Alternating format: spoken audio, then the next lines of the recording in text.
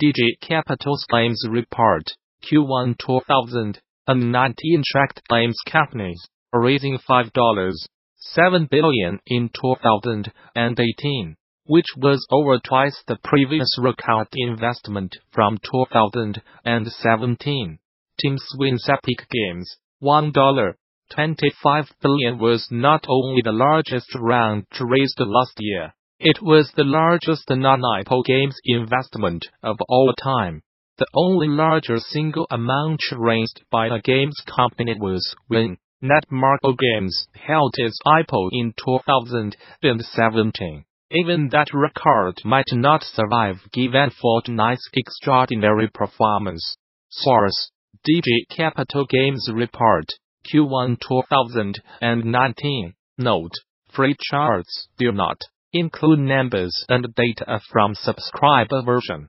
All data sourced directly from companies and reliable secondary sources. As a sign of both financial muscle and the need to expand beyond car markets, Tencent was either a major shareholder or an investor in 4 of the top 5 deals last year. As we have discussed before, this is becoming a familiar pattern.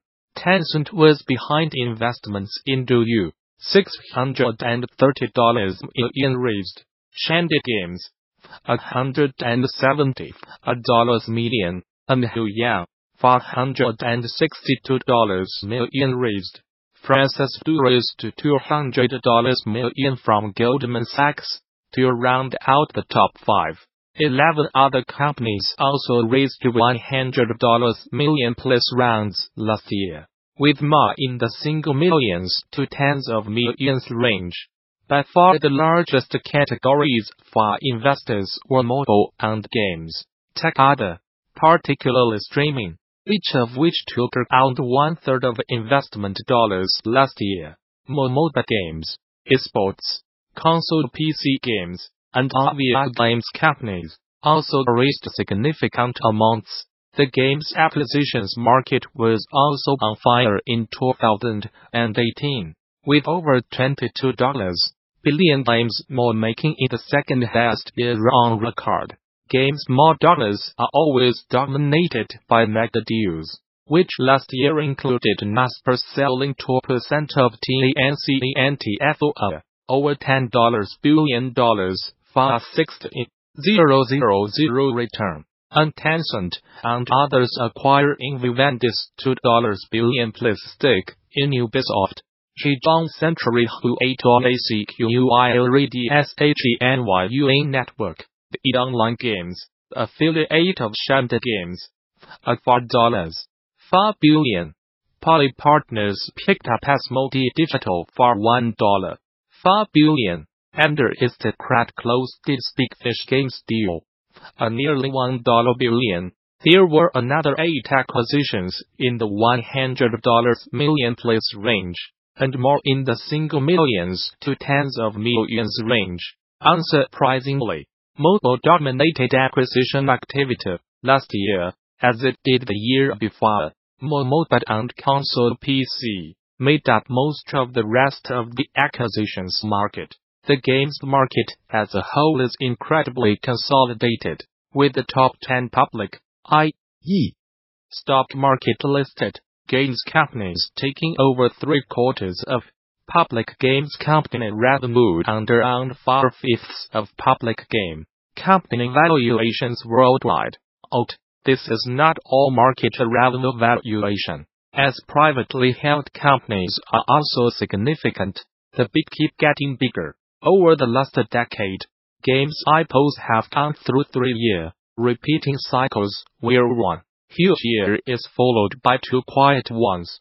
The last high came in the record year, a games IPOs in 2017, with games IPOs in 2018 raising around 90% less than that high point, as Digi-Capital anticipated at the start of last year.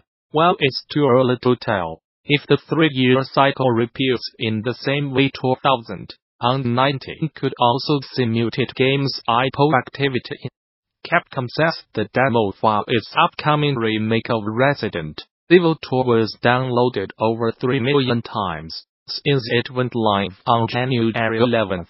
The demo itself has an interesting quirk, dubbed the one-shot demo, the short slice of Resident Evil 2 gives players only 30 minutes to make their way through the enemies and puzzles in the game's early level. Once that 30-minute run is over, players cannot start the demo again on that same account. The downside to that limitation, however, is, inevitably, players quickly found ways around it that likely have inflated that 3 million download figure.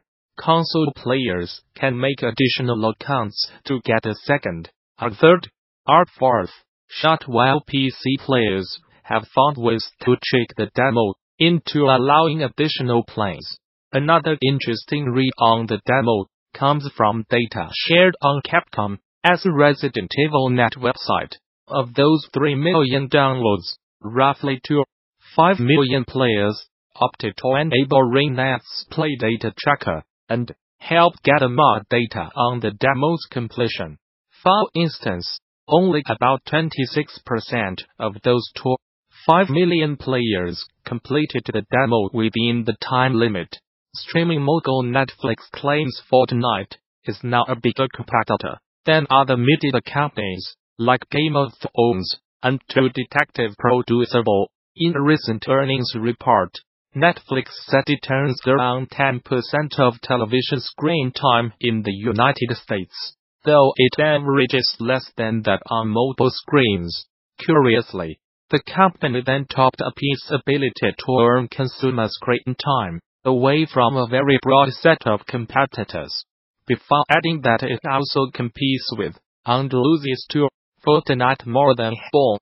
It's a notable comparison that highlights not only how incredulously popular Epic's Last Man Standing shooter has become, but also how its impact is now being felt by some of the biggest names outside of the games industry. Indeed, it's easy to see why Netflix considers Fortnite a main rival. The free-to-play title is available on almost every platform imaginable, from consoles and PCs to smartphones, and hit 3 million concurrent players before Christmas. Last time we checked, Fortnite had over 200 million registered users, and Epic continues to keep the game relevant by introducing new skins, weapons, and locations with the start of each loot season.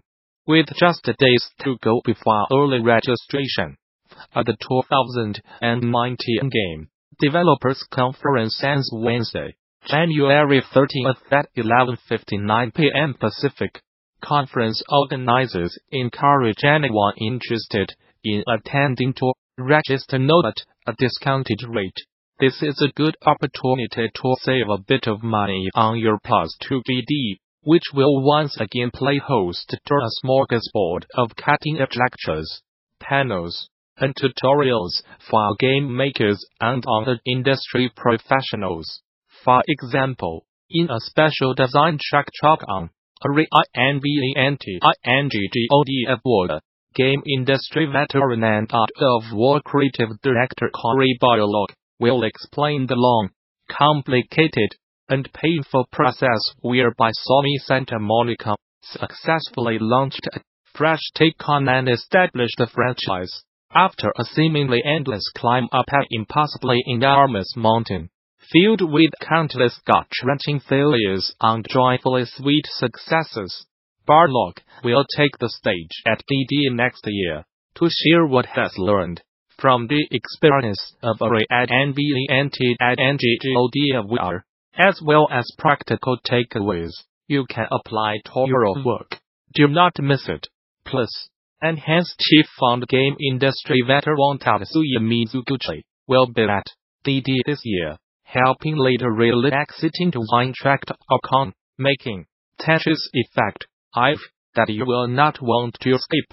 Alongside fellow producer Mark McDonald and Tetris Effect director Takashi Ishihara, Mizuguchi will walk you through the game's production journey, an exciting story of creating a new version of unestablished franchise that allow living with practical lessons applicable to almost all aspects of general game production, from peer review and through launch. This is your chance to pick, inside the designer, one of the best takes on Tetris. Well, Tetris. Every year GD plays host to a bunch of insightful post-mortems of classic games, and this year is no exception. We have actually got classic game post-mortems planned for GD 2019, spanning vintage hits and the Sega Saturn.